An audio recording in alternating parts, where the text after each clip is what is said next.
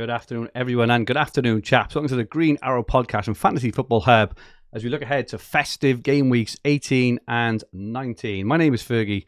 Adam, welcome back. Mr. Scrooge, Mr. Grinch, whatever you want to call it, the only one without a Christmas jumper on. What colour was your arrow in game week 17?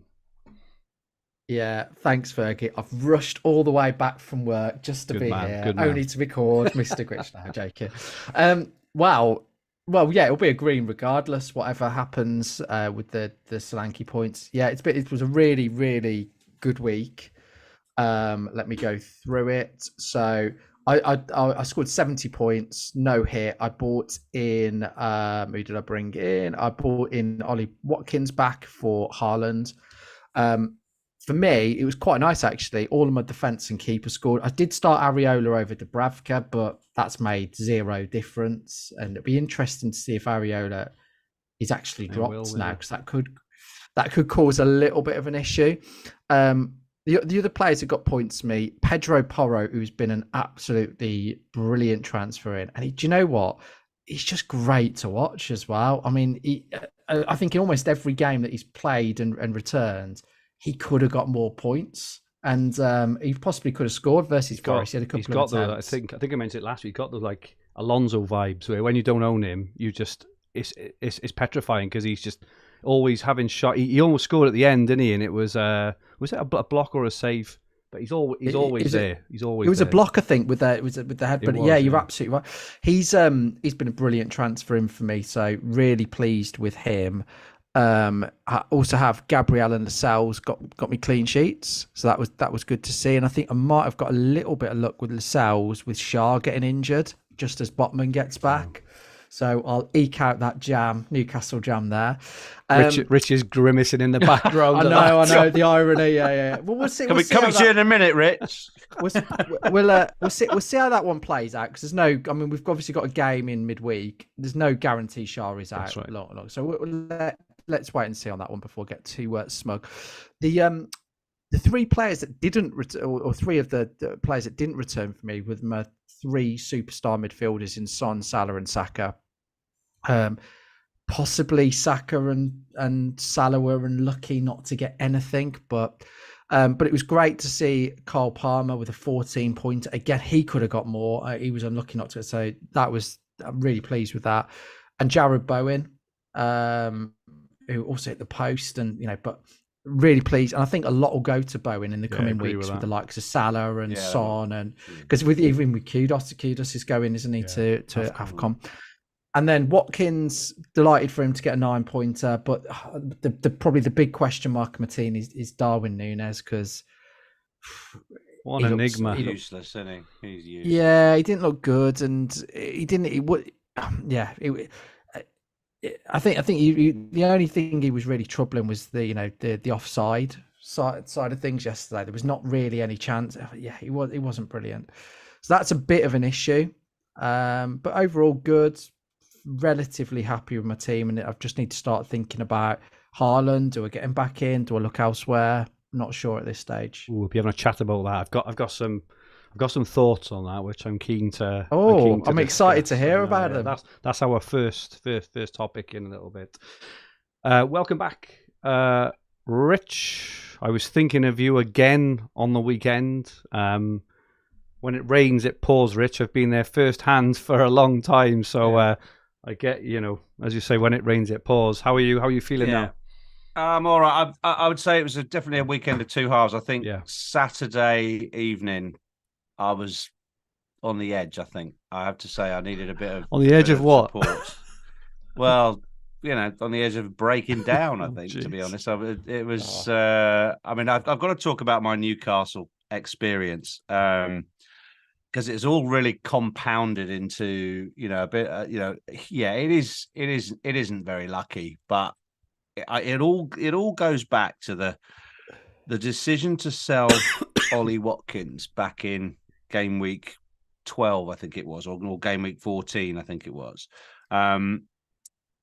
Basically, you remember he was an injury doubt. He didn't play in the European fixture, and the manager was saying he wasn't sure he was going to play. And it was a bit like the Haaland situation. Decided to play the upside, and sell Watkins and bring in Isak ahead of, Newcastle's run of 4 fixtures up to now, mainly because Isak seemed pretty nailed. Wilson had a hamstring injury.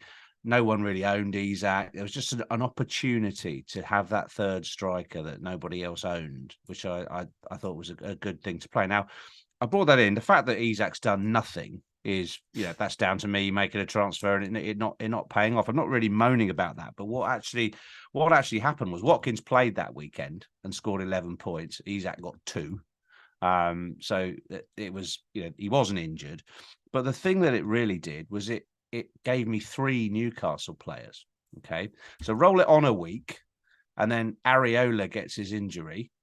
I've got to make a goalkeeper change or I haven't got a goalkeeper and I can't go to Dubravka, which not everybody, but most people took that gift and just transferred in Dubravka. I was blocked on it because I owned Gordon, Cher and Isak. So then I go and buy Robert Sanchez, who's probably the next best choice ahead of Chelsea's favourable run of fixtures. Sanchez immediately gets injured, putting me back to square one on the goalkeeper thing. And I've still got that to sort out. But this week I thought, well, I'm not making another goalkeeper transfer 2 weeks in a row. I'll just play Turner. Fortunately, I got his place back. But he then only gets 2 points. Dubravka gets a clean sheet and 7 points. You see, this is all just mounting up, which is why your ranks, you two, have got, about a third of what they were 3 or 4 weeks ago. And mine's just sort of stayed the same or got a little bit worse. Anyway, moving it on, we get to Saturday's game. Trippier suspended. Half the Newcastle defence are injured. Just sorry, one sec, Rich. Fergie, are you playing the violin section for this? I'm only halfway through this. I will. So we get. It gets better. So basically, I've got the only nailed Newcastle defender. Hey, Fabian Schär. He's the only one who doesn't seem to get injured, right? He's playing really well. He has a shot in the first 10 minutes. He marauds up the pitch and he's carrying the ball, and then he pulls his hamstring or his glute or whatever. I think he played every minute of the season till then. goes off after 14 minutes for a 1-pointer when the rest of the team all picks up a clean sheet, and it gets better, guys. Guess who I benched? I benched Anthony Gordon. Well, that's because Eddie Howe said he was a doubt and he's a hamstring doubt. So I benched him because I've got playing an 8, and I just thought, well, that's the easy benching headache taken care, and he goes and scores an assist. And we touched on this last week with Bakar, didn't we? One of the reasons I don't want to go a front 8 is because of that problem. Every single week is the bench, because you haven't had much luck with that. You've benched Palmer a couple of times. You've benched Gordon. You keep getting them, don't you? Benching Palmer for his hauls, benching Gordon, and so it's like, I think pretty much most people got about 13 points on average out of the Newcastle fixture. I got 1. And that is really tough, especially as I've been heavily invested in Newcastle, backing them, through this period. And so that really did make me think, things are not going my way at the moment, and I've tried to go different, tried to play with a 3-4-3. And the performances of Darwin and Isak over the last, 5 fixtures, I think they got about 10 points between them over those times. So anyway, that was the little story about why I'm still a million and you two are in the top 500,000 now. So congratulations, boys. In the chat, when it rains, it porro. Yeah, I like that. Very absolutely. Good. Very good. No, I can't get to Porro. Can't get to Porro or Dubravka. I'm still fixing fires. Yeah, there we are. But anyway, thanks for letting me vent. No worries at all, mate. Move on. That's what we're here for. That's what we're here for. Yeah. I've got 66 points as it stands. Dubravka, Gabriel, Porro, Tsimikas, Son, Gordon, Saka, Palmer, Salah, Darwin, and Solanke. Obviously, the Bournemouth-Luton game has caused. It's excuse me. Sorry, I do a massive cough. I swallowed some squash about 5 minutes ago, and it went down the wrong pipe. First off, obviously, best wishes to Tom Lockyer, his family and friends. And the latest yesterday was positive news, so hopefully it continues in that vein. In terms of the impact, what that has on FPL, FPL came out, I think it was either last night or this morning, and said that the Gameweek is staying open. They have given Solanke his goal points. Excuse me, I'm so sorry. Do you want me to take over? So they've given him please do. Sorry, goal points, but not the bonus because he was top on BPS at the time. I think the match technically finished after 65 minutes, and it was suspended. Well, it was suspended for a period of time, and then they decided that it was the right call to actually abandon the match. And I suppose the challenge for FPL, it's been very rare that these instances have occurred, and they've kept with the live points without awarding the bonus, and they've left the game week open. So there's a few options as to what could happen now. So I think there's 3 potential things. So the FA rules basically state that if this happens, the game is abandoned. It should be replayed unless it's overruled by the competition. So the competition in this state is the Premier League. There are 3 potential options that could happen, and the first one is that they award the match as a 1-1 draw, which is probably unlikely because that might question the integrity of the competition. There was still 25 minutes left, and if a team was to go down by a point against Luton or Bournemouth, it might leave right to appeal. The second possibility is they play the final 25 minutes. And this actually happened was it the World Cup or Euros with Ericsson? But I think probably the factor that was in play here was the time sensitivity in terms of deciding who goes through in the World Cup. So who goes through in the group stages. That isn't relevant here. There's plenty of time. There's loads of free midweeks for both Bournemouth and Luton. And realistically, could you get fans there in such short proximity of time? And if you didn't have fans, again, it could lead to the question of the integrity of the thing, of the match, which leaves the third option, which in my opinion is the most likely and is the usual precedent for abandoned matches, is they replay the whole match.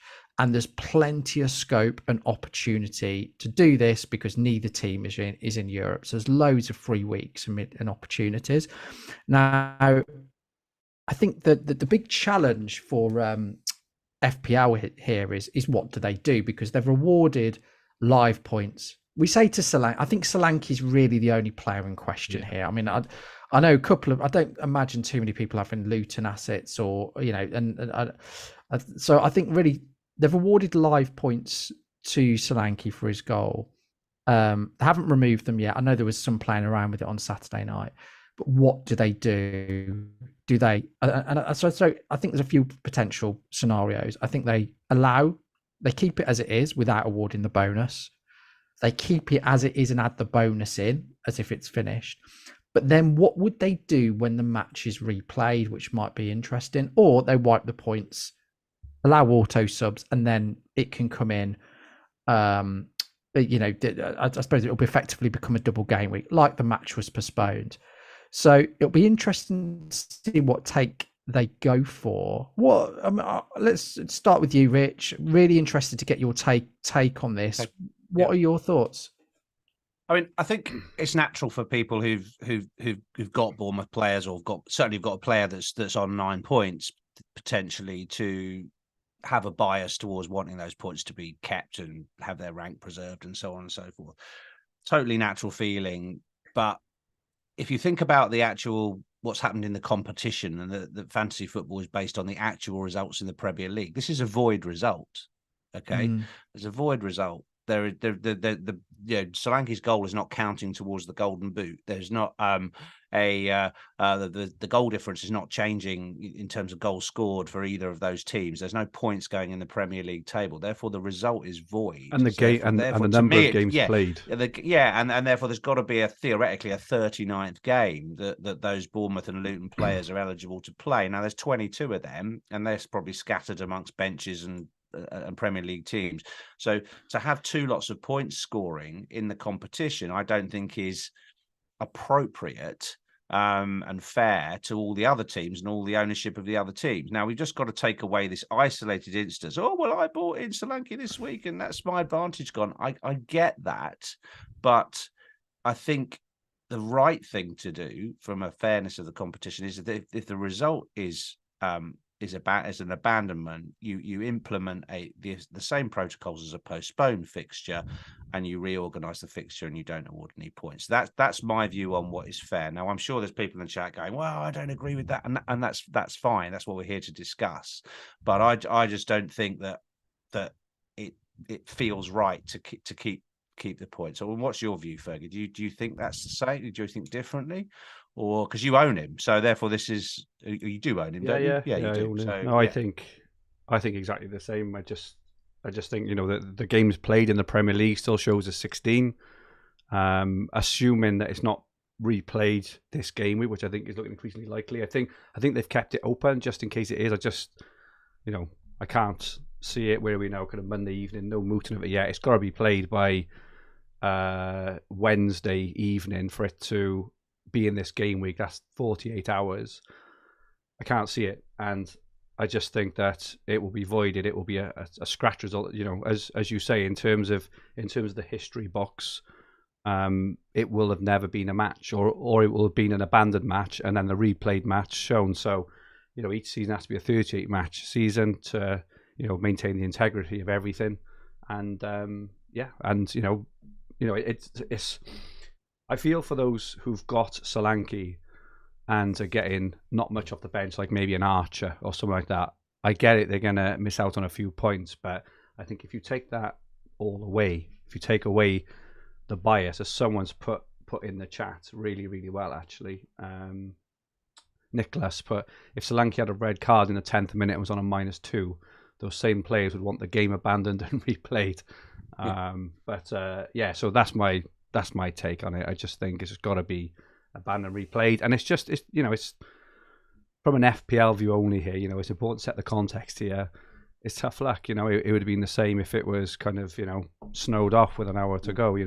What if the game was 5 minutes in and it was abandoned? What would we say then? Would we say the same thing? And it's just that's just my take. I think we probably got a shared view. Yeah. The last point you made for me is really, really relevant. I think the context here, and I think the thing that has stopped FPL, I very much doubt it is going to be replayed this week. It's just not practical.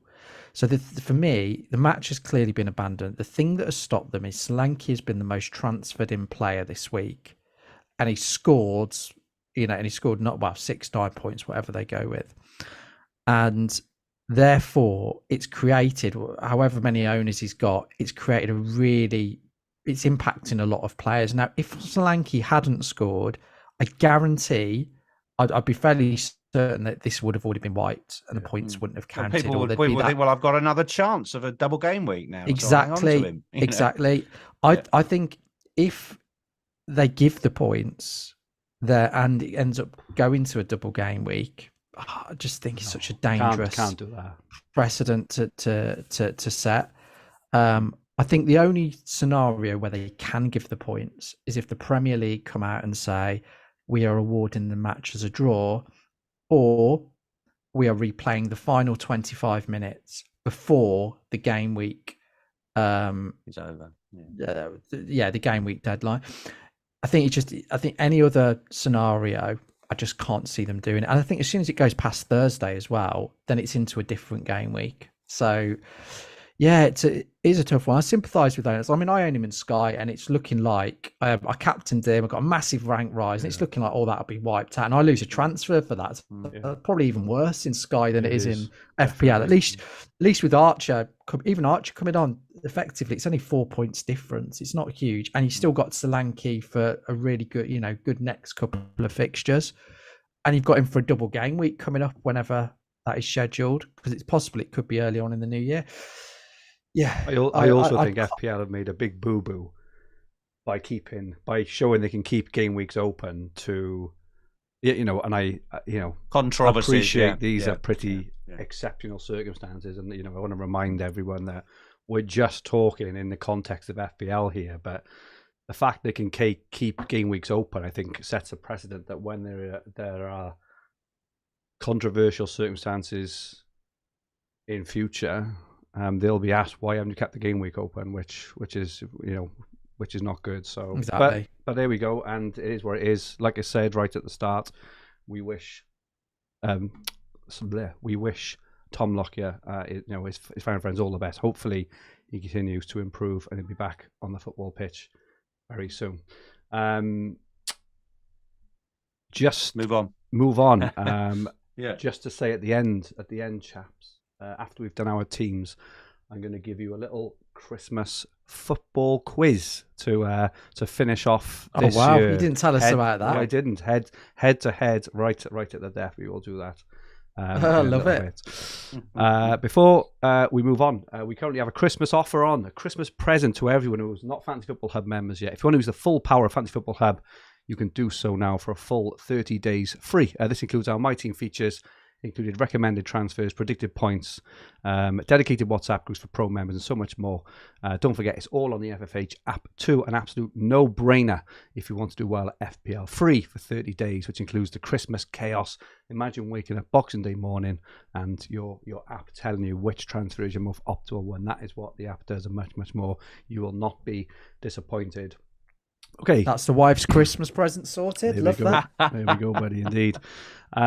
So looking ahead to the landscape for the next few game weeks, I've got the next 4 weeks up. Obviously, these next 3 weeks now are reasonably close together. The 21st game week.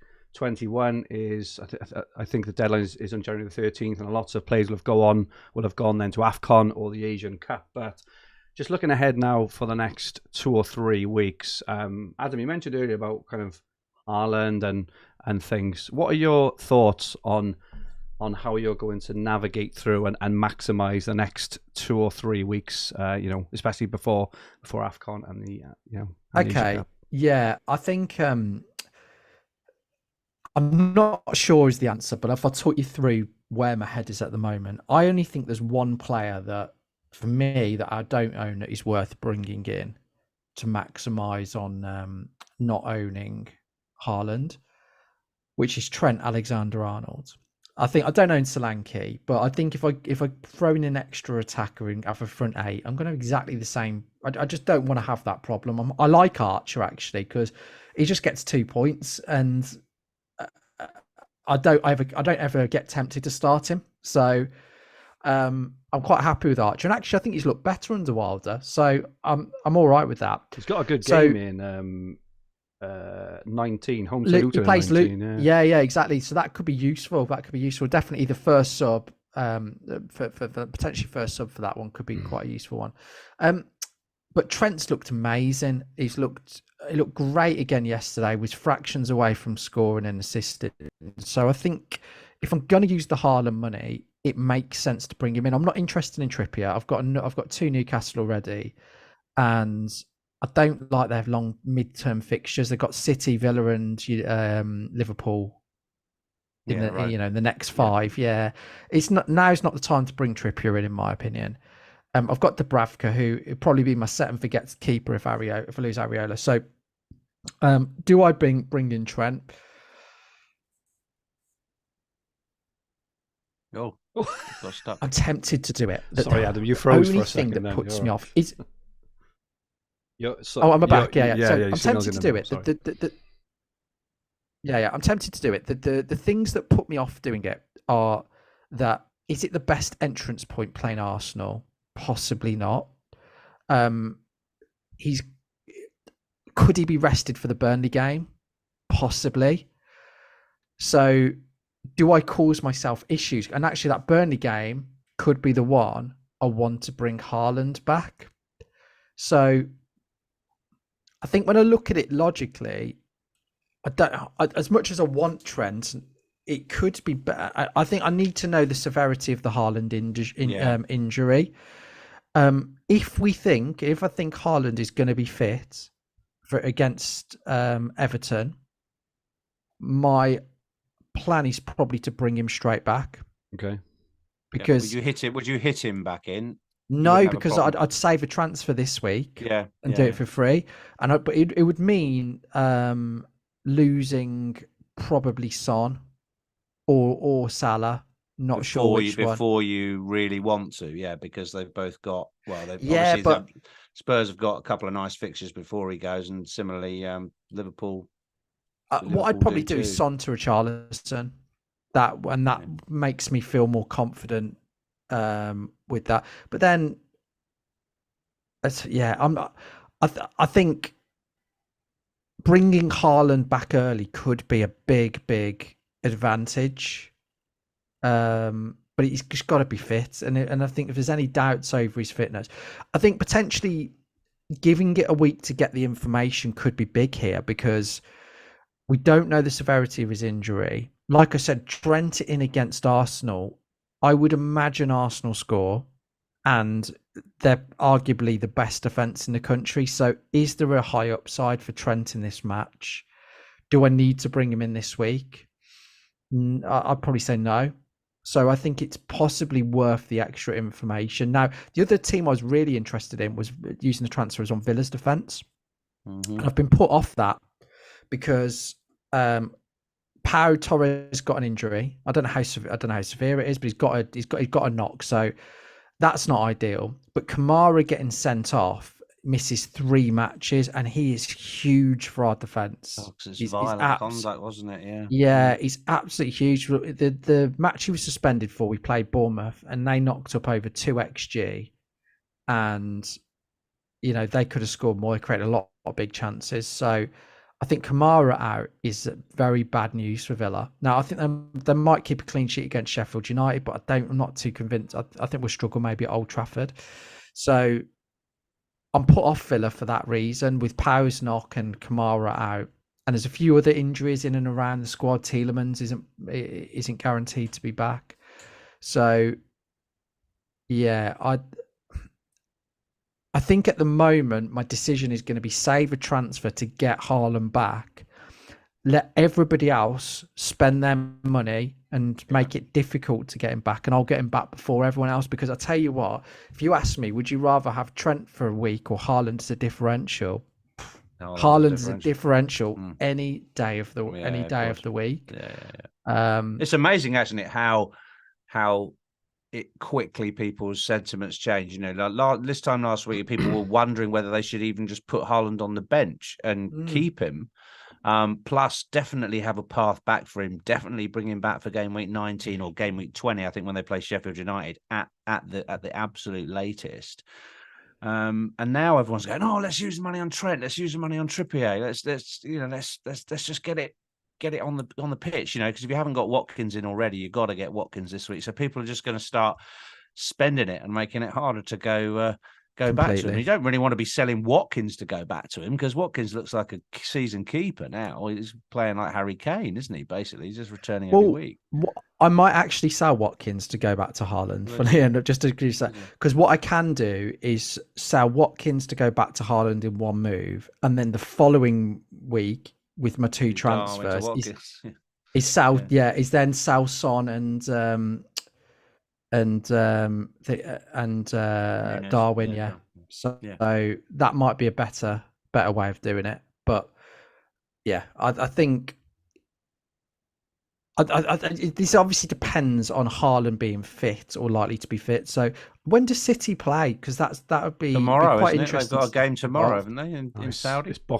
I think it's Boxing Day, and apparently there's not going to be a press conference available before that match. I haven't got it up in front of me. I'm paraphrasing a tweet. They've got. They're playing on Wednesday the 27th. Oh yeah.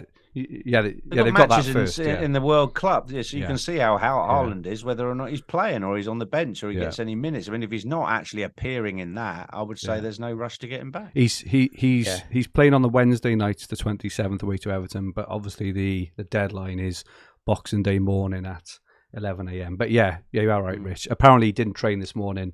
Haaland and Doku didn't train this morning, so we're not going to know. And there's not going to be a press conference prior to those Boxing Day matches. So even if he doesn't play, we're not going to have any new information. So, what's your take on Haaland, Rich?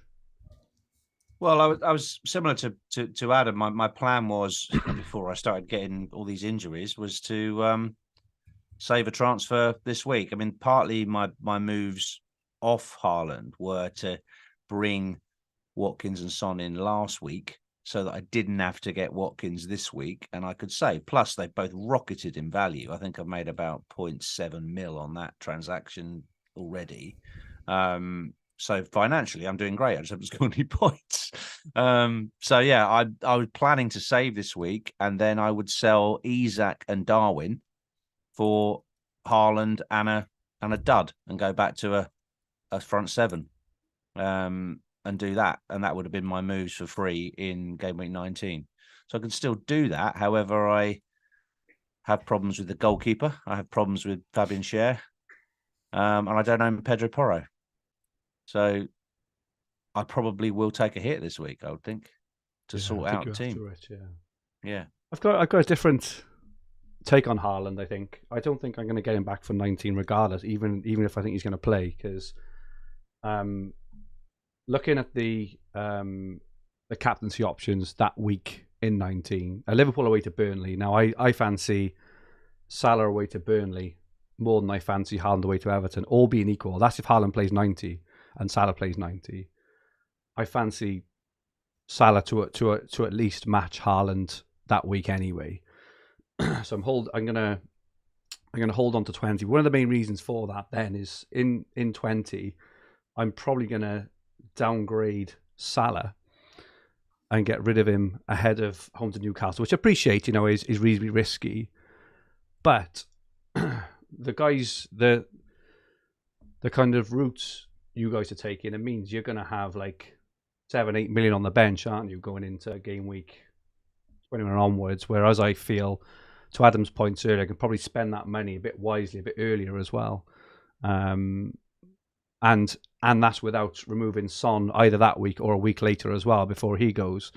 So I just feel like it's not all about obviously spending the cash because it's there, but there are some really good options. We've mentioned Trent and Trippier and things, and things like this. You can get to them earlier.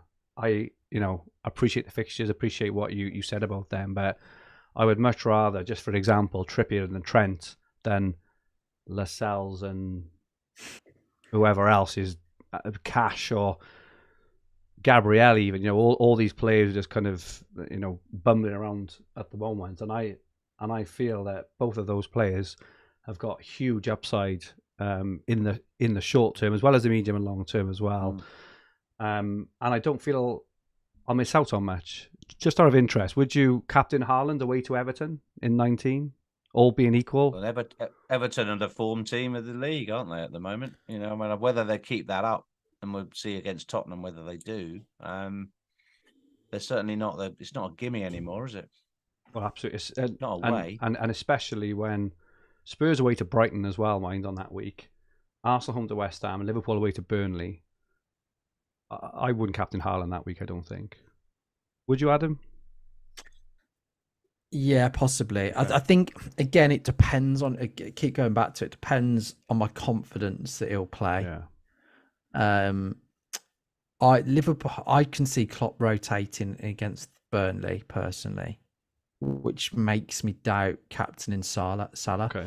So yeah, it's a tough one. So are you tempted to bring in either Trippier or?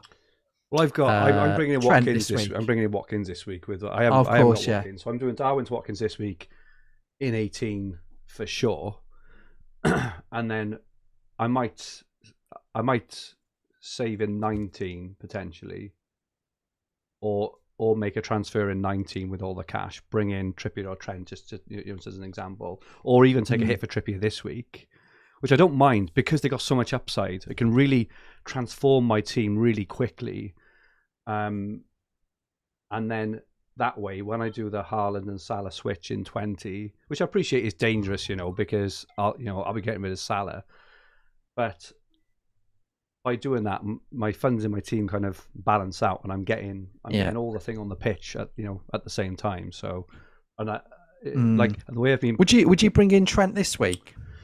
What have we got this week? Home to Arsenal. Maybe. I'm not massively. I think I prefer Trippier in the short term for the next two. I think. Have they got Luton and Fulham? No. Yeah, Luton and Fulham, I want to say. I think Luton and Nottingham Forest. Forest, yeah. I mean, I could do Trippier. I could do, Shard Trippier. I mean, that still hamstrings me from the keeper, but I think I've not owned him yet this season, and it is pretty terrifying. He gets 12 points every other week, doesn't he? Obviously, yeah. I think if you can save this week, it gives you so many options. yeah, agree. That's what's I'm thinking, because I do want Trent, but then I'm also thinking if I saved, it gives me more flexibility to do different things next week. So it makes it easier to get Haaland back if I want to. And what would I miss out? I don't see. I think it's unlikely Liverpool keep a clean sheet. So therefore, he's got to get attacking returns. But if against, I mean, Arsenal are incredibly good defensively. Yeah, so as good as Trent has been, I don't know if now is the time to bring him in, because again, I have doubts for voicing it about him starting versus Burnley, because Klopp has got history of using his squad, particularly in congested periods. So that said, I think if I can get away with it, I'm going to try and save a transfer this week and just take what. Oh, it's very sensible. Knowing that whilst everybody else, and then I'll get, I don't have to go to Haaland next week, but I have that opportunity to get him in without taking a hit. And he could be for a week or two a differential, which would be. How come you're not huge. interested in Trippier or of interest? You haven't really mentioned him, but his next two are as good as they get. Yeah, but it's these three after, and I've got Lascelles and I've got Dubravka, so I'm already benefiting from Newcastle clean sheets. So it's just the attacking side, and plus he's been carrying a few he's been carrying an injury, and so I think if his fixtures were better, because when I'm making transfers now, I like players to have, because I've seen instances where players have had good 3 fixtures, and before you know it, you're into a bad fixture run. Yeah. So I think if I didn't have Newcastle defence, or if I was swapping the sales, possibly, but I don't know if I want to double or triple upon Newcastle defence. Yep, fair enough. Good stuff. So we've mentioned about Trent and Trippier and kind of spending the cash, I suppose. A little bit more on the impact of AFCON and the Asia Cup, which will happen after game week 20. Just highlighted a couple of players who may. You mentioned earlier, Adam. Obviously, Richarlison has got 3 in his last 2. He's probably going to get a hell of a lot of minutes when Son is away in the Asia Cup. There's quite a lot of players who are going away. So Nicholas Jackson is going away as well, which could bring Nkunku in. Nkunku may be playing this midweek. Salah is obviously going as well, so increased minutes for other players. Nunes, Luis Diaz, potentially others as well. Have you guys given any thought yet to that game each one onwards, and not only spending the cash, which is kind of what I'm erring towards. That's the short term impact of AFCON and the Asian Cup for me, is knowing that I'll be getting rid of Salah and Son by game week 20 or 21, and spending the cash. Have you had any other thought, Rich? Any kind of thoughts on how it's going to impact your team? There are easy downgrades for Son and Salah. You can go to Richarlison, you can go to Bowen. Bowen's still great value at 7.7. Richarlison's a steal at 6.7 if he's playing up front and is showing some form. So you can park your money on those two quite comfortably for the those tournaments. My slight concern is on selling both Salah and Son. I mean, basically, they have gone up in value. Salah's 13.2 mil. So if you bought him at 12.5, I don't think I bought him at 12.5. I think I bought him at 12.7 or something. It's still $500,000 that you're going to have to find potentially to get him back. I mean, they'll drop a pip or two, but they'll probably won't drop back to their base values during the tournament. They'll probably drop a little bit. And owning Haaland, Salah and Son again from a financial perspective may become challenging, in February. That's my one worry. It doesn't mean I won't sell them, because I've got to do something to climb up from $1 million. So I can't sit there and just go, I'm just going to hold them for the team value. I think if you're up the top of the ranks, you might want to keep one of them. Really? That's my only thought.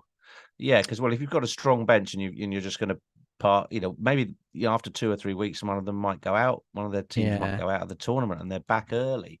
So, if you can get to Haaland back by selling one of those two in a 2-move switch around, then maybe you can bench the other one. It's an option, just in the same way spending the Haaland cash on defenders is the other option. What week is the League Cup final? Is it 26? 26, yeah, 26. Okay, because that could be that could put an argument for selling Salah more than Son, because that could put him out of. I think it is 26. I remember that rings a bell. But even if it's 27, Liverpool could reach the final, and then Liverpool reached the final, and then that causes, which is completely feasible, and I would say there's a good chance of that.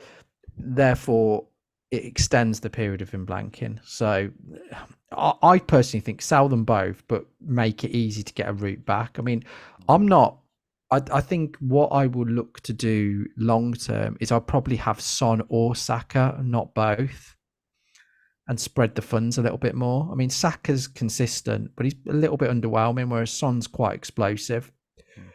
And I actually prefer Bowen to Saka as well as an option. So I think my plan will be I will sell both, but I may not spend all the funds. I may actually keep the funds aside to get Salah back in one move, or Son, because it could only be a couple of game weeks. So what you don't want to have to do is restructure your team and then take a hit. Early wild card or something. Yeah, exactly. You could end up taking a -4 or 8 to get them out, and then 2 weeks later taking exactly the same to get them back in. And I don't think you need to bring both of them back instantly either. I think you can stagger it depending on fixtures. So, I mean, for example, so what does Salah come back to? He comes back to Brent. Well, assuming he misses 21 to 24, he'll come back to Brentford, Luton, Forest, which is pretty good, and Spurs come back to Wolves, Chelsea, and Palace. So that's assuming. I just had a quick look, and Egypt are 5th favourites to win AFCON, which suggests they could probably go reasonably deep, sort of, quarter final and higher. I would guess they got the final last time, lost to Senegal, and South Korea are fifth favourites as well, I think, again, which could intimate that both teams are going to go fairly deep, into that. And they're certainly going to get through the groups. This is it. So I would guess that both teams won't be back before sort of 23 or 24, as a minimum. Notwithstanding the fact that Kevin De Bruyne was training with Man City this morning, so what a placeholder he could be for one of those. So absolutely. Great point. That is a great point. And they'll likely have a double Man City as well, won't they, in like 21 or 22, and that Brentford game eventually gets rearranged. So interesting stuff there. Yes, I know it's a bit of a way off, but it's a way off in terms of game weeks, but it's not a way off in terms of time, because where are we now? The 18th. In 13 days, 12 days, the game week 20 deadline will have passed. And we will, and this is very real. All these players won't play any more games in 12 days onwards. It's really crazy. So I'm sure we'll manage to squeeze in a pod, in between the Christmas break and New Year, when we'll talk about this in a lot more detail. But it's worth thinking about now, because if people do dash in now and get Trent, that impacts their plans for weeks onwards. It impacts their ability to get Haaland back. It means they have to take hits if they want Haaland back. If not, it's fine. And interesting. Be aware, Bjorn in the chat, really good point. Be aware that Spurs will not be the same team with Sarr and Bissouma both away. We haven't really thought about the impact. That's a really good point of the actual teams. Have we? I think West Ham are missing 3. I think it's Agade, Kudus as well. So interesting points there. Really good stuff. Looking at predicted points for the next 3 game weeks. Son is top with 21. We've all got him now, Rich. We've all got Son now. Salah second on 20. Saka 17. Watkins 16.4. Bowen 16. Gordon 15.7. Bruno Fernandes still up there. I checked his stats again today, and his XG and his XA are still pretty decent. We just can't get him off these charts. Palmer is making moves up there now, 15.2. Odegaard, 14.6. Eze, 14.5. Trent is the highest defender with 14. And unsurprisingly, Trippier with 13 is the second highest defender. So, yeah, some interesting stuff there. Some new names. Kulusevski is in there. Cunha, Solanke is in there still. It's all pretty interesting stuff. Best captain for this coming game week. Fantasy Football Hub predicted points have Heung-min Son top of the shop, 7.3 points. Salah second on 6.5. Watkins third on 5.9. In the poll on fantasyfootballhub.co.uk, Watkins 71% of the votes with Son second. Adam, come to you first. Captain for game week 18. Wow, it's a tough one, this is. But there is a team that have a chance to go top of the league on Friday night. Really? Yeah, a team that can go top of the league on Friday night, and they are playing bottom of the league. So, are you going to that one? Yeah, I've upgraded my season ticket, so I'm taking my mate for his 40th birthday. Oh, wow, we're in hospitality, so nice. Yeah, it's got banana skin written all over it, hasn't it? It's got 1-0 away win written. I just think, we've won 15 at home in a row. If there's ever a chance we're going to mess up, it'll be this one. For me, like for a fun factor, I think I've got a captain Watkins. You have to, mate. If he scores, you'll be through the roof. Yeah, I'll be knee sliding and everything round. You'll be kicked out. Yeah, exactly. I think for me, I think Liverpool, Arsenal will be a tight game. I think the other option, I do think Sonny against Everton is a possibility. Yeah. I haven't ruled that out. But I mean, yeah. At the moment, I'm on Watkins, but that is purely. I think if I was totally neutral, Son would be the other one that would tempt me. Just what about you guys? Week. I think it'll be quite split, and I'm tempted. I'm swinging about with it just because of the pens and because of the Tottenham seem to have got their mojo back a bit, but they are playing Everton, who've won 4 in a row. And all the Stones like keeping clean sheets as well, so they're very galvanised at the moment. But I never really think Everton travel that well, so I think I will put it on Watkins. I mean, you're so good at home that I can't see it being anything other than 3 or 4-0 to Villa. So 90 minutes as well, isn't it? It's just so important. Like, did he score in the 85th this week? It's just Watkins and Buemo, Bowen. That 90 factor is so important, isn't it? Villa Park on Friday night, the atmosphere will be incredible. Oh, yeah. I always love night games, but to go top of the league for that, I think it's the first time in 1998. I remember when we were top of the league at Christmas. I think it was sort of mid 90s when we had the likes of Dion Dublin and Paul Merson, and it was just incredible. And so to be able to do that. And actually, if Arsenal and Liverpool draw, we've got the chance of being top at Christmas, which I don't think I'd ever hear myself say on this podcast. That would be unbelievable. So it will be incredible. But even to be top for a night, I would take that. Or a night. It'll just be.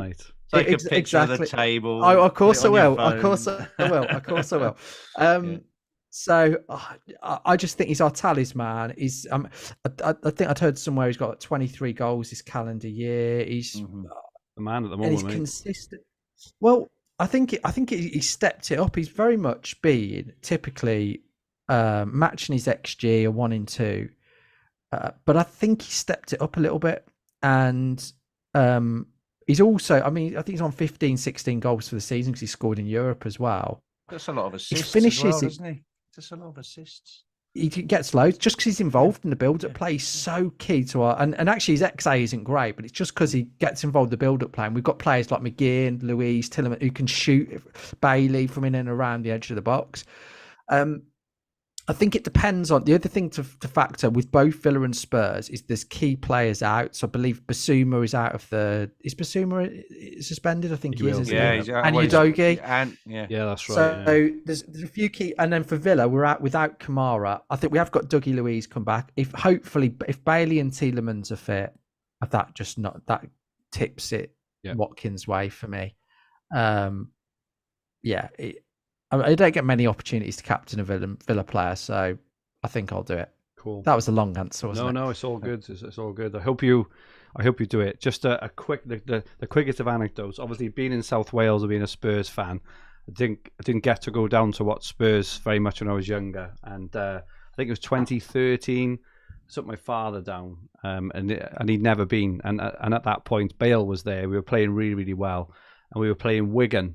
I think they went down there. Was that season they went down, but won the FA Cup or something? It was something like that. Did they win 9-1 or something? Didn't they? No. So this is the thing. So all the way down, we're buzzing all the way down. Kind of walking up to the stadium with all the thousands of fans. We don't do it very often, and we put a bet on: are they going to win 3-0? They're going to win 4-0? They're going to win 5-0? And they lost 1-0 at home to Wigan. I can't remember who was the ginger central midfielder they had. I think he scored the winner in the FA Cup final, a header off a corner.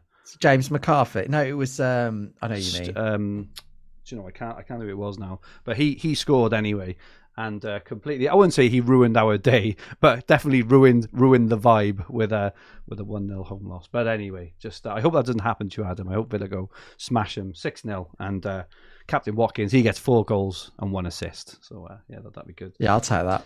Looking ahead really, really quickly to game week 19, obviously, which is the Boxing Day when Salah is top of predicted points with 6.8, Son 6.3, Saka 6.1, Gordon 5.6. So this, because obviously Haaland is flagged now at 25%, his are really low.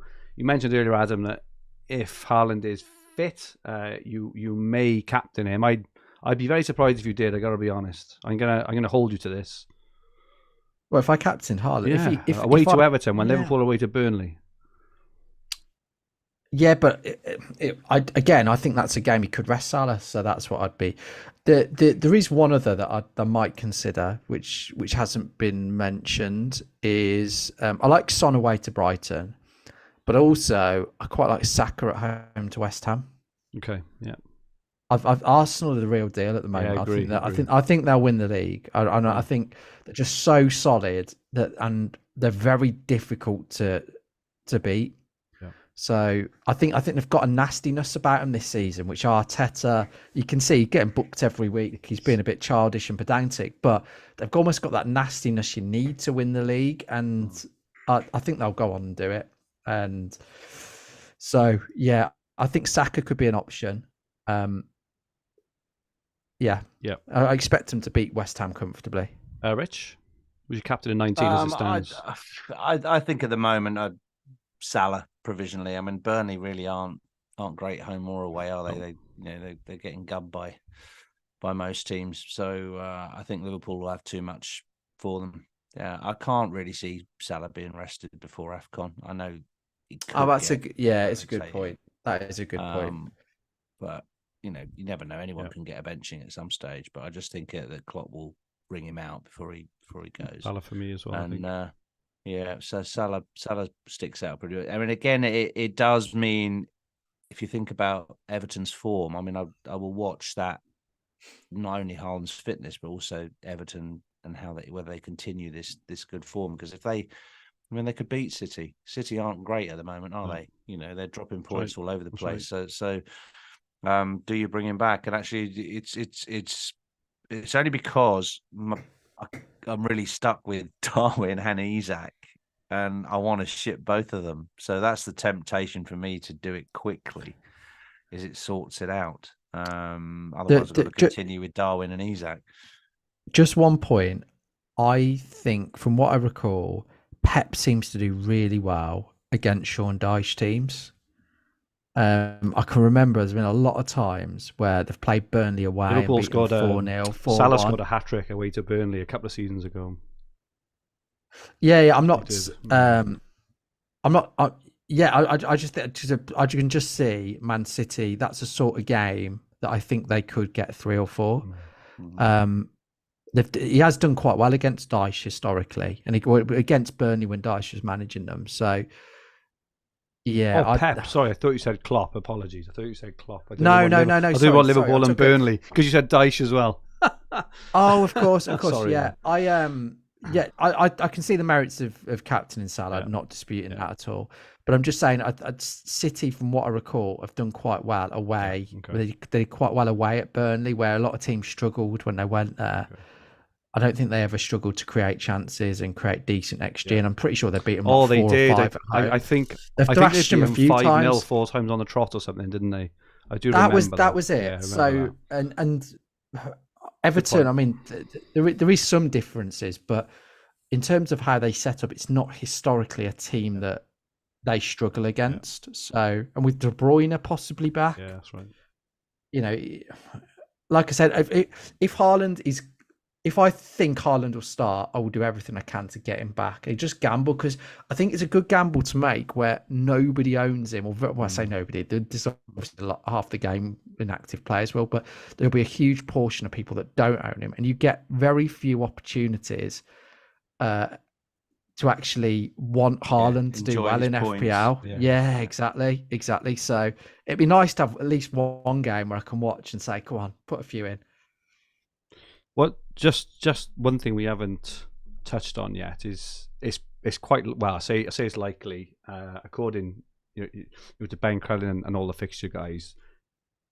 They think that the double game is going to happen for Man City sometime early January, like 21, 22 potentially as well. We haven't really factored that into our thinking with our transfers, have we? Because it's going to be a decent double as well. It's going to be Brentford, and I think I think City's fixtures in January, just from memory, are really, really good, aren't they?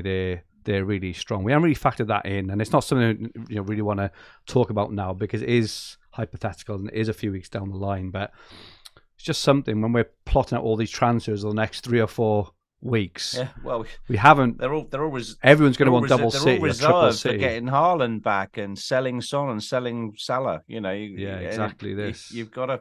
You haven't got a lot of flexibility here to get Ederson in, to get but Doku or someone explosive. But, you've got to start thinking about these guys. Yeah, but 2 or 3 City that week could be huge. Right? If you had, I don't know, Foden, Haaland, or either defender, or maybe a triple up, and it's potentially just something to have on the radar. No doubt we'll be talking about this more in the coming weeks. Fergie's a punt. Game week 18 to 21. Backing your boys, Adam. Think this player's looked incredibly good every time I've watched him. I know you're obviously a massive fan. Very injury prone, so he's very hit and miss. 5 goals, 5 assists this season. 17 shots in the box. Good XG, good XA. I think you know who I'm talking about, but I do think I do. I love the guy.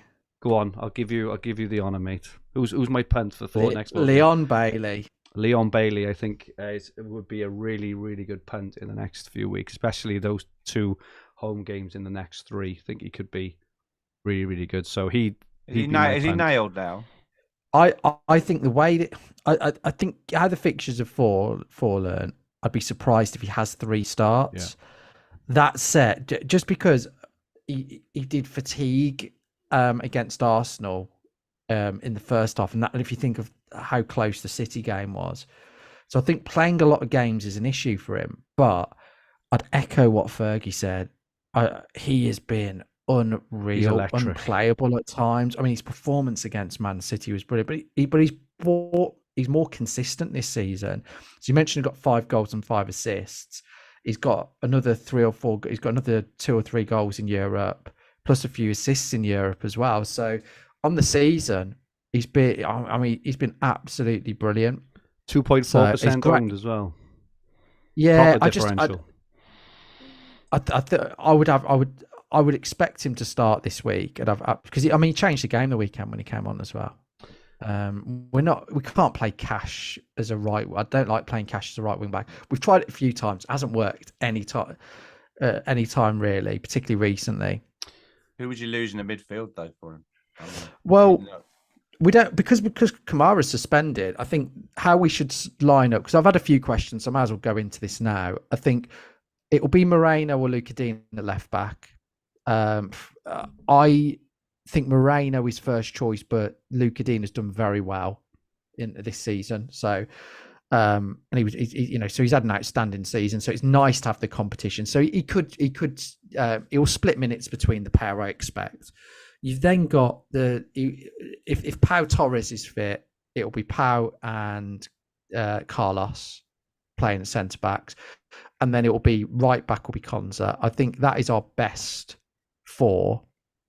It also, the advantage of playing the three of them is it makes us better at set pieces and better at defending them as well. So I actually quite like that. And then I think you play Bailey. He likes to set up so he's like one of the fullbacks, which is usually Luca Dean or Moreno, attacking or giving the width from one side, and the other side's either Cash or Bailey. And Bailey is the better option. He's incredible. So therefore, then we'd have Bailey on the right. McGinn will play, and I think it will be Tielemans and Douglas Luiz probably sitting in that centre. I think Tielemans can play further forward, but I think I'd rather have McGinn push further forward. The other option is Jacob Ramsey, of course. He could easily come in if Tielemans isn't fit. And then you've got Diaby and Watkins up front, or Zaniolo and Watkins if he wants to rest Diaby. So we've got a few options there, but Bailey has to start for me. If he can start those 2 home games in the next 3, I think he'd be incredibly dangerous. Maybe, I don't know if he'll miss the United one in between, just maybe have a bench appearance, but superb. Have you seen his record at home this season? I think it is absolutely brilliant. So I've got. Let me just see if I can quickly check this. But he's on in terms of actually returning. I'd heard this the other day that he's on a record of like returning so many games in a row. So let me break this down and see if I'm right. So he got an assist against Arsenal, and he was only on the pitch for 45 minutes. He got a goal against Man City. He came on a sub against Fulham and got an assist. He came on a sub against Luton and got an assist. He came on for 14 minutes against West Ham and got a goal. He didn't come on against Brighton. He came on against Crystal Palace and got a goal. And he scored and assisted versus Everton. So he's actually returned in every single home game. And if you add up the minutes that he's been on the pitch, the only match he started was, I think he started against Everton, played and Man City, but he played 62 minutes against Everton. He's not played a full match. He's returned off the bench against Crystal Palace, West Ham, Luton, and then Fulham, and then he only played half the match against Arsenal. Okay, so his minutes per goal and assist at home is ridiculous. I wouldn't even. Who would you lose from the template midfield? If we've all got similar midfields, Gordon, Palmer, Saka, Son, Salah. Where's his spot coming from right now? That's what I'm struggling with. There's no opening for him. Well, it's team dependent. So I think if you've got any of those players, if you pick up an injury this week to like a Gordon or a Bowen, etc., there's an opportunity there. But it's team dependent. This is what I think been the challenge this season is you have to sell a great player to bring in one. Anyone. I wouldn't sell any of those, but there will be people out there that maybe have got a spot that maybe went differential or you might have Hwang or something like that. Yeah, exactly. I think if you've got if you've got a spot and you're looking for a circa 5.5-6 million midfielder with Burnley and Sheffield United in the next 3, he's worth a punt. And my point on the minutes is you don't need him to start. He will definitely come on in the games at Villa Park, and he's returning every single game this season. Listen to this for a stat. Listen to this for a stat. This is our fantasyfootballhub.co.uk Opta Stats tool.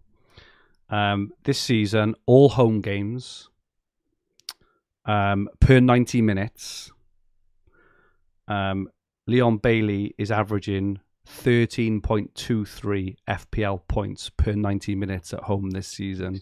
In second place is Richarlison, 9.86. Third, Jota, 9.47. And then Salah, he is streets ahead of everyone else. Per 90 minutes, obviously, it's worth saying. That's the issue. He won't get 90 minutes in any match, or he's very unlikely to. But that is insane. He does struggle. Insane. He's great. He's absolutely great. He loves playing at home as well. So there's been a few comments, and actually, I think he's only scored one away goal in the Premier League, which was this season. And almost all of his returns have come at home, and there's so many that come in front of the Holt end. He's one of those people that just loves the adulation of the fans. You can see, he just likes playing. He feels comfortable playing at Villa Park. So, he's the best punt you've come up with this season, without question. Very much, mate. Let's rattle through our teams, because I want to get through this quiz, if we can, to see who is the best Christmas football quizzer out of the Adam, quickly, what are your plans for your team this week now? Save us, sound of it, you said? Well, yeah, I didn't come into it thinking that. But I think I was looking at possibly Anderson to Power was my original decision, but I'm not. I'd have to be convinced by his fitness, and I personally think a transfer saved this week, because there's not a huge difference in that move. I think as upside, I think a transfer saved could be huge. And like I said, I think the entrance, the two players are quite light. I like Solanke, but Nottingham Forest away I don't think it's easy. And same for Trent. I think he's got a tough fixture. Then I'll worry about him being benched or having minutes rested. So, and actually, I don't need to make that transfer this week. So I think I'll take the information and the free transfer. Obviously, if I get a player injured, I might change my mind. Okay. Your recommended transfer this week, Lascelles to Trent was your recommended transfer this week. Adam, I'm not surprised by that. And the works there. Rich, what are your plans this week? I'm not in quite as good a position as Adam. I'm quite happy with the midfield, and I'll probably play all 5 of the midfielders. I need to get a keeper, I think. Playing Turner every week. He made a bit of a mess of the second goal, didn't he, for Tottenham? And whether or not he'll even start, I don't know. Maybe Pliers, his mate Shakademus, might come back in for tease, for Forest. Those exactly. One of the over 40s there.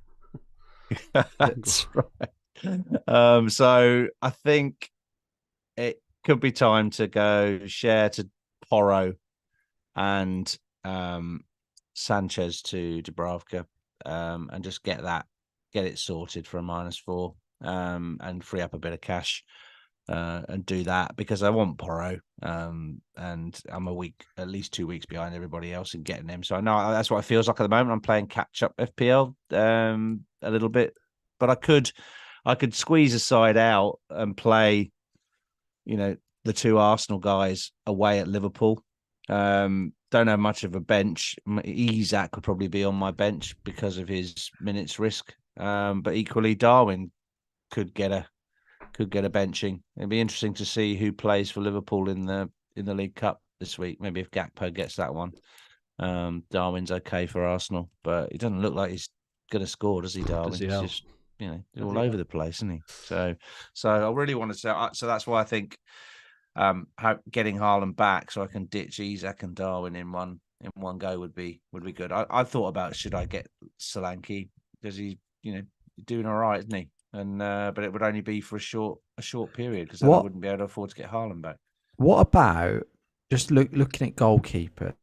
I think Dubravka, you might have missed the boat, because by the time there's a good chance they'll sign a goalkeeper in January. So really, you've got the Luton game, the Forest game. They then play Liverpool, Man City and Villa before they play Luton in 23, by which chance the transfer window's open. So you've got 3 fixtures he's likely to concede.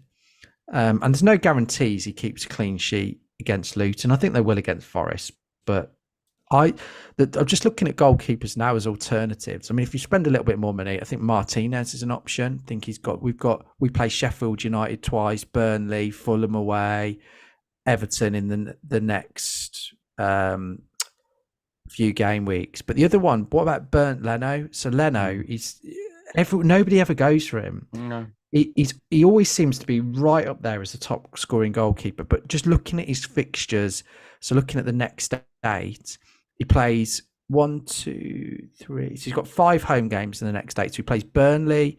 He's got Burnley, Bournemouth, Arsenal, Chelsea, Everton, Burnley, Bournemouth, and Villa. So he plays Burnley and Bournemouth twice. Right. Yeah. He's got a good.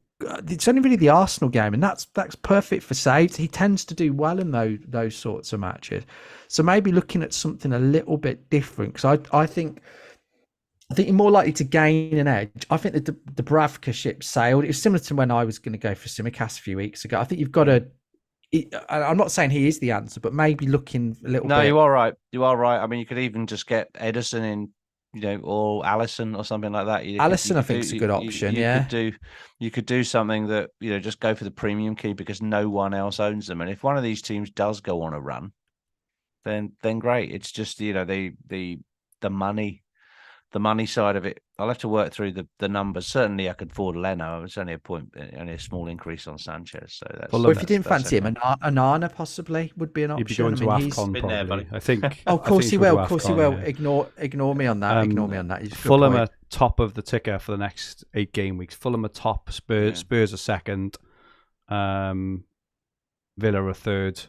Newcastle are fourth, but you're right, Adam. They've got those 3 horror fixtures in the middle. But Fulham's fixtures, as you say, are absolutely superb for the long term. They're really, really good. So it's great on bonuses. I think Leno is just for the last 2 seasons at Fulham, he's right up there. I think he went up in price last night. I think he might be up to like 4.8 now. Before 4.8, yeah. Say like no one's got him, but the casuals are getting him because he's gone up in price again. I'm not saying no one's getting it, but it doesn't seem like he's. I think a lot of people are put off by the Fulham defence, and I think Fulham are getting better. So I just think I'd probably go that way. The good thing about it as well is that there's a lot of uncertainty with Areola, Dubravka, etc. Whereas if you get Leno in, you get rid of the uncertainty.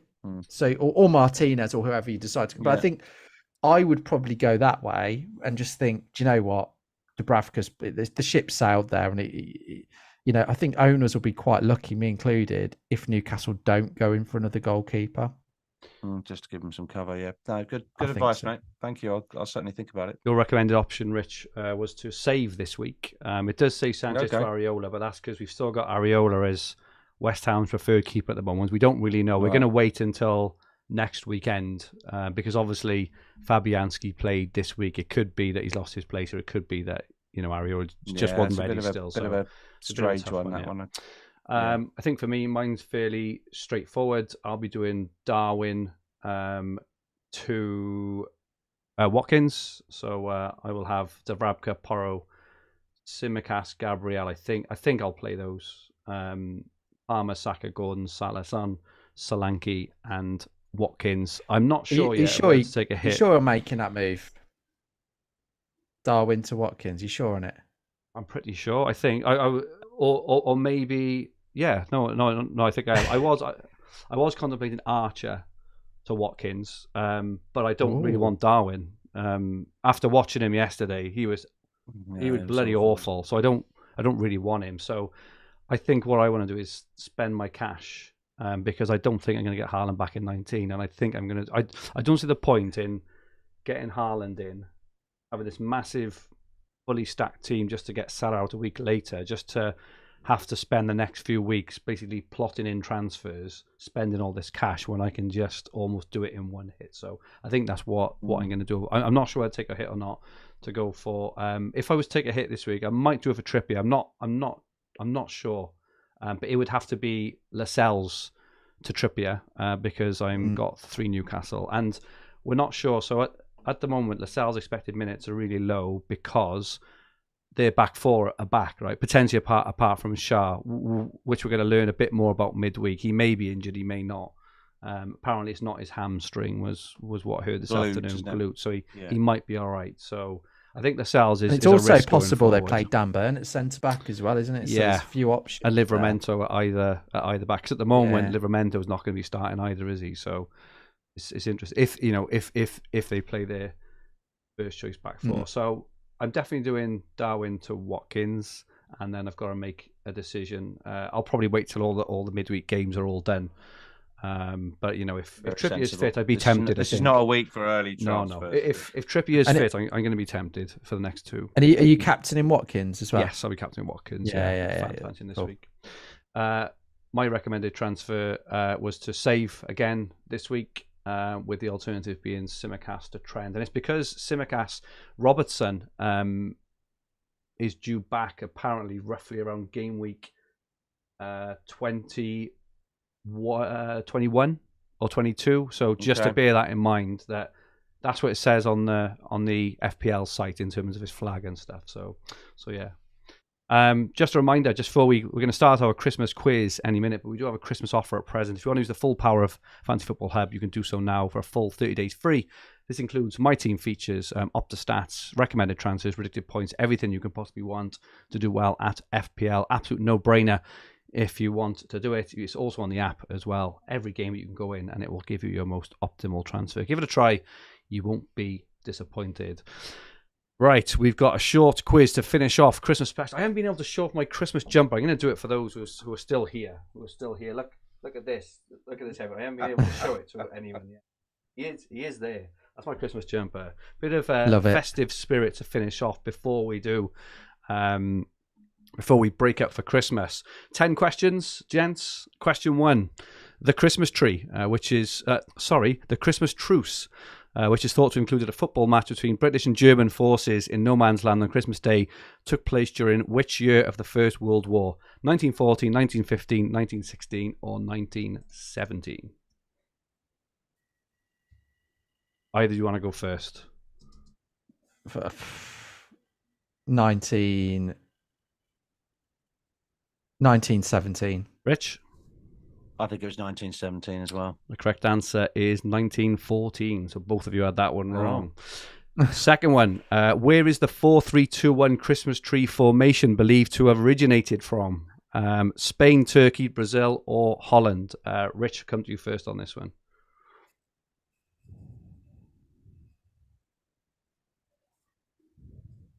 The 4-3-2-1 Christmas tree formation. Spain, Holland. Turkey, Brazil, or Holland? Holland. Adam, what do you think? I think Spain. It was Holland. So, Rich, 1 point for you. On to question 3. When was top flight football last played on Christmas Day in England? 1948, 1959, 1967, or 1974? When was top flight football last played on Christmas Day in England?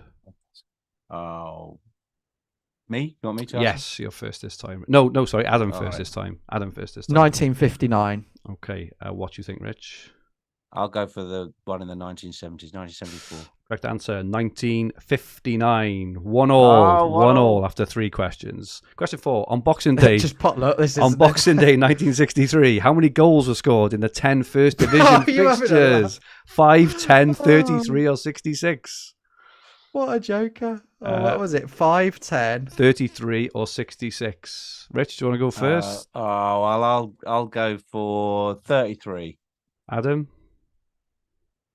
Yeah, it's got to be 33. I don't see any of the other numbers. I think it's working. I think it's the. I think it's the 66. I think this is the one where there was like ridiculous score. It's like 10-1 or whatever. Let's have a look. Yeah, but you got the answer. No, I haven't. I've got to reveal the answer. It was 66. 66 goals in 10 games. Oh my god! I know. Imagine if we have 66 goals. That'd be an incredible game week. There was 66. Do you know goals. the score lines? We'll have to bring out. They sort of pop up in the next week, and there was like 5-4s, and I think there was like a 9-1 or something. Absolutely crazy games. Oh my word! 66 goals. Question 5. Whose festivities in the early 1970s were ruined by the sacking of his father as a manager during the family's Christmas Day lunch? Arsene Wenger, Roberto Mancini, Jose Mourinho, or Gianfranco Zola? The father got sacked during the family's Christmas Day lunch. That is harsh. Wenger, Mancini. Read them out again. Wenger, Mancini, Mourinho, or Zola. Unbelievable. I think it's Mancini. Rich, who do you think? Yeah, I'd go Mancini. Just the sort of person whose dad would have been a manager. Jose Mourinho. His father was sacked Christmas Day lunch. Unbelievable. Oh, dear. We're halfway through and it's 1-1, guys. Question 6. Not a high-scoring game. Not a high-scoring game. This one's more our era. The Middlesbrough squad pulled a Christmas sickie by failing to appear for a game against Blackburn in 1996. What reason did the manager Brian Robson give?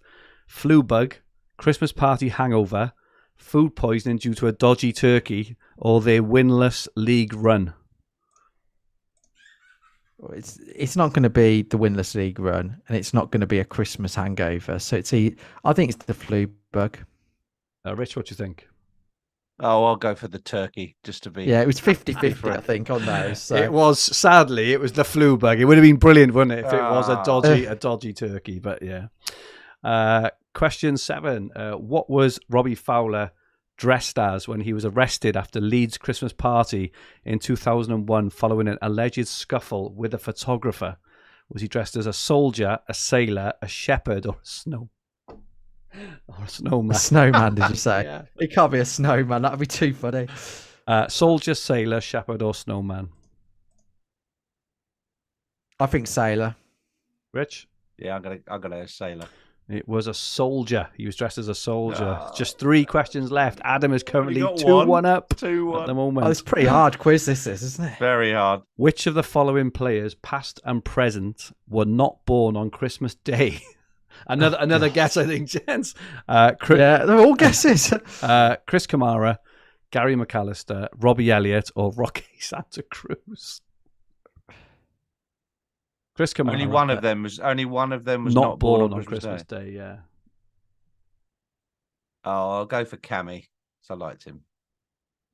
No, I've heard. I remember somebody saying his first name was Christmas because he was born on Christmas Day. So random. He's not, but there was I saw that. So I don't think it's Cammy.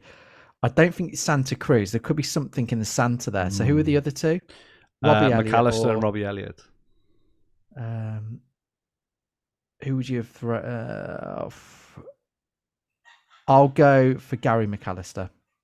The curveball was thrown in there. Roque Santa Cruz was the player not born on Christmas Day. They chucked you in a curveball. That was obvious. Yeah, I may say it. Question 9. Since the start of the Premier League, which is the only club to have avoided relegation after being bottom at Christmas?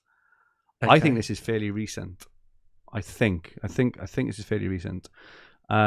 Sunderland, West Brom, West Ham, or Wolves? I think I know this. Oh, I'm wrong. After all that. Was it say the 4 again? Since the start of the Premier League, which is the only club to avoid relegation after being bottom at Christmas. I think it is fairly recent, though. Sunderland, West Brom, West Ham, or Wolves? I think it's West Brom. I'll go West Ham. I thought it was West Ham, Rich, but it is West Brom. It is West Brom. Oh. If you remember, they had a miracle escape a few years ago, didn't they? They suddenly I must admit, I thought it was going to be Leicester, but that didn't come up. So 3-1 to Adam. Rich, you're playing for pride, and finally going the same way as my season. I think this one might be another guess. Oh, get the violins back out. In 112 years of the Football League, how many teams who have led the top flight of How many teams who have led the top flight at Christmas have gone on to win the title? 38, 50, 64, or 79?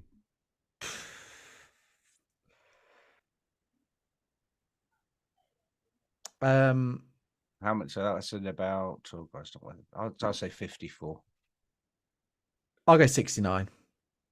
Neither of those were answers, but it's close enough. 50. 50. I'll give you that one, Rich. You were the closest. So Adam wins. We didn't even get the wrong. We didn't even manage to say a multiple choice option. Well done, Adam. Well done, Adam. Well 3-2. Rich, the second half of the season is going to be yours in everything. We'll do it at the end of the season as well. But hope you enjoyed that. We had loads of interaction then in the chat. Thank you so much, everyone who joined in there. Hopefully you enjoyed that. As everyone knows who follows us, Rich and I do enjoy a good quiz, or I enjoy asking the questions and then watching Rich squirm. That's what I enjoy. We've done it a few times, haven't we, Rich? So, that was probably definitely the hardest one you've ever given me, mate. That was tough. I'll try and find I'll try and find an easy one next time.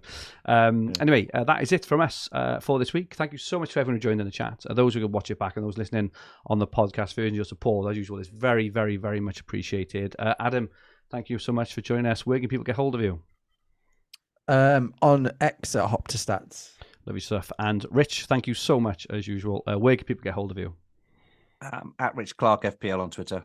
Lovely stuff. And my Twitter handle is at @everfh_Fergie. This podcast video will be on the Fantasy Football Hub YouTube channel with the podcast versions available on all major podcast platforms. If you like what you watched, please press the like button.